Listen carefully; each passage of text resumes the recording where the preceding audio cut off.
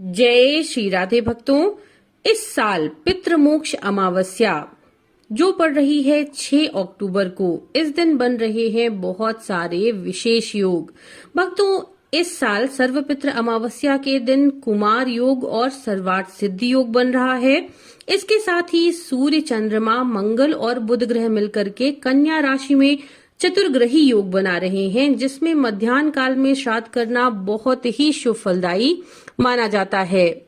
इसके अलावा 6 अक्टूबर को ही सूर्य और चंद्रमा दोनों सूर्योदय से लेकर के शाम के 5:39 तक हस्त नक्षत्र में रहेंगे, जिसके कारण से बन रहा है गज छाया योग, और ये विशेष योग 12 साल के बाद बन रहा है। भक्तों, शास्त्रों के अनुसार इस योग में श्राद्ध कर्म करना यानी तर्पण, पिंडदान, पंचबली कर्म आदि करने से पितृ प्रसन्न होकर के आशीर्वाद देते हैं, आपके जीवन में सुख समृद्धि लेकर आते हैं। ये योग उनकी मुक्ति और तृप्ति के लिए बहुत ही विशेष माना जाता है। ऐसा माना जाता है कि गच्छाया योग में आप जो भी श्राद्ध या दान करते हैं अपने पितरों के निमित्त, तो अगले 12 साल तक के लिए उनकी क्षुधा शांत हो जाती है। इसीलिए श्राद्ध कर्म के लिए इसे विशेष शुभ फलदायी माना जाता है।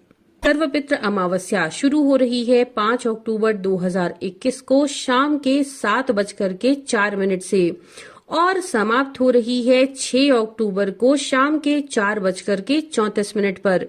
सर्वपितृ अमावस्या का दिन विशेष होता है क्योंकि इस दिन हम उन पितरों के निमित्त भी श्राद्ध करते हैं जिनकी तिथि का हमें ज्ञान नहीं होता। तो इस दिन हमें किस प्रकार से अपने पितरों को विदा करना चाहिए, किस प्रकार से हमें इस दिन को बिताना चाहिए, तो चलिए शुरू करते हैं, देखते हैं। अब इस दिन सुबह उठ करके आपको बिना साबुन के स्नान करना है और स्वच्छ वस्त्र धारण करके श्राद्ध के लिए सात्विक भोजन तैयार करना है। इस भोजन में लहसुन, प्याज का प्रयोग आपको बिल्कुल नहीं करना है। किसी भी प्रकार की अशुद्धि नहीं होनी चाहिए। यदि स्त्रियां रजस्वला हों तो उन्हें भोजन बिल्कुल तैयार नहीं करना चाहिए, क्योंकि पितरों के निमित्त कुछ भी गलत अगर आप करते हैं तो उसका परिणाम बहुत समस्याजनक हो सकता है। तो इस दिन आपको पूरी शुद्धता के साथ श्राद्ध का भोजन तैयार करना है, जिसमें माशान्न होना चाहिए, यानी चावल, दाल, पूड़ी, सब्जी, खीर और विशेष तौर पर उड़द के दाल के बड़े बनते हैं। उड़द के दाल के जो आप बड़े बनाते हैं, तो जब आप श्राद्ध के लिए वे बड़े बनाते हैं तो आपको विशेष ध्यान रखना होता है कि बीच में हल्का सा गहरा छेद हो। तो इस प्रकार से आप भोजन बनाएंगे और भोजन जब आपका बन जाए तो हर पकवान में से थोड़ा थोड़ा भोजन निकाल करके आपको 5 अलग अलग थालियां लगानी है। जो 5 थालियां कौआ, चींटी, गाय, कुत्ता और एक अतिथि या पितृ के लिए होती हैं। इस प्रकार से आप जब भोजन निकाल लेते हैं तो जो भोजन आपने जिसके लिए निकाला है आप उन्हें देंगे।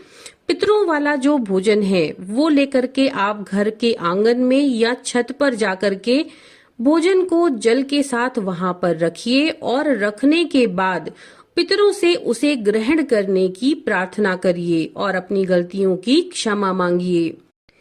इस दिन आपको अपने घर की देहरी पर उपले की अंगार पर घी, चीनी और चावल के कुछ दाने डाल करके अग्नि प्रज्वलित करके अगियारी भी जरूर करना चाहिए। इस दिन शाम के समय सरसों के तेल का दीपक जला करके चौखट पर दक्षिण मुखी करके आपको जरूर रखना चाहिए।